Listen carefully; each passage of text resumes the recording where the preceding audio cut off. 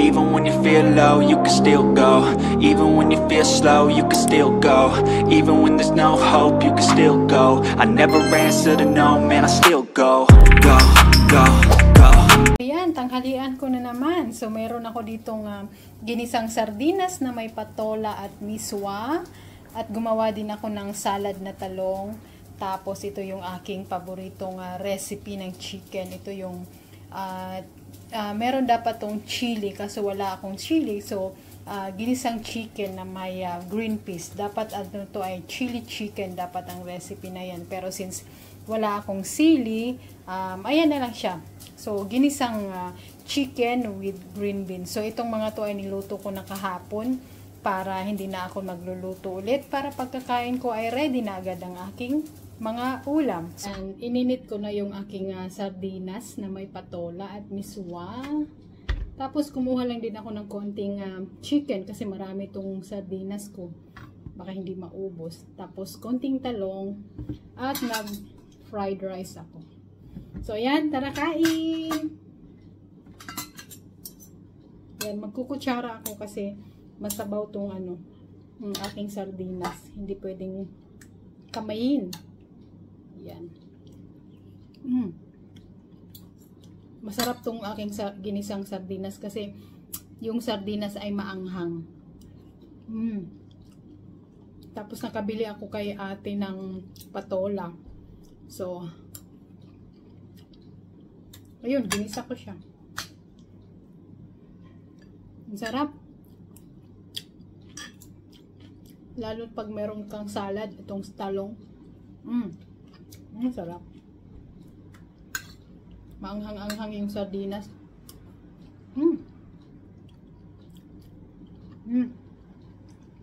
Itong chicken ito, lagi ko itong niluluto kasi paborito kong recipe ito. Pero dapat may chili to, dapat maanghang-anghang. Kasi ang tawag sa recipe na to ay chili chicken. Kasi wala akong chili. Tinamad akong lumabas kahapon para bumili ng chili. Ginisa ko na lang siya ng walang chili. Masarap pa din naman. Sarap nitong patola. Sardinas na may patola at miswa.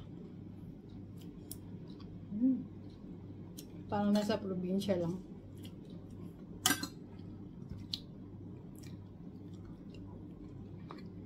Sarap.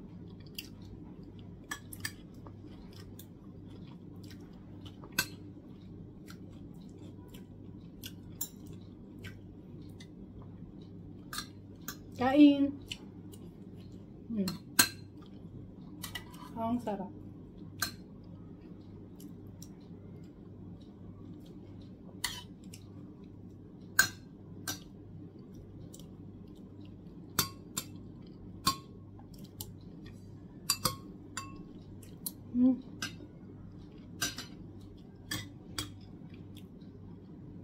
Itong ensaladang talong nakakagana talaga ng pagkain to. Sarap.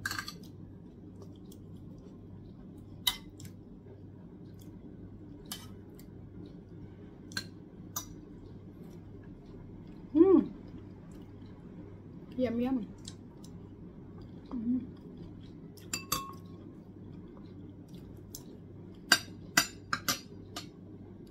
Ang sarap guys, grabe.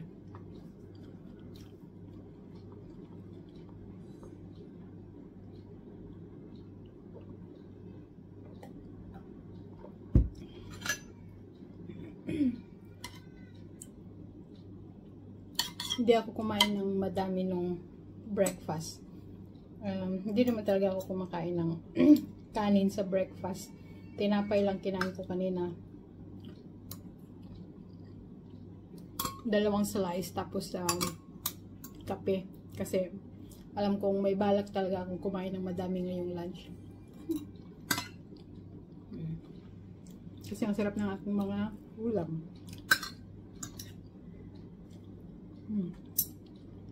Diba? Sarap sana magkamay eh. Kaso masabaw tong sardinas.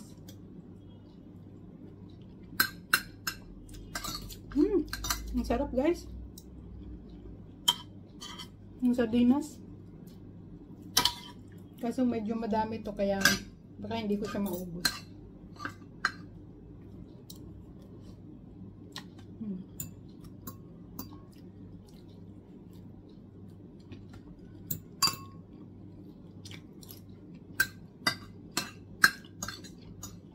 Ganito kasi ginagawa ko.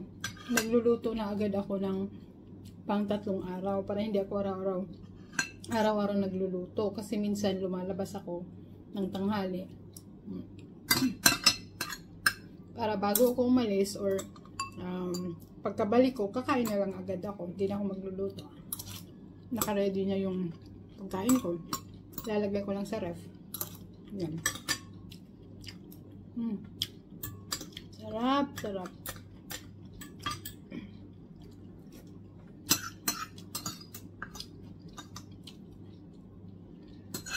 Grabe. Sarap. Yan, gusto ko na.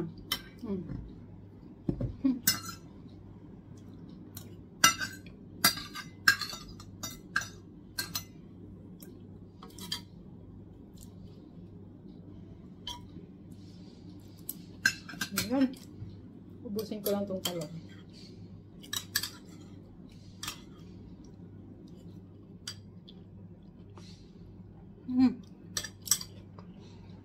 Sarap ng pagkagawa ko ng ensalada.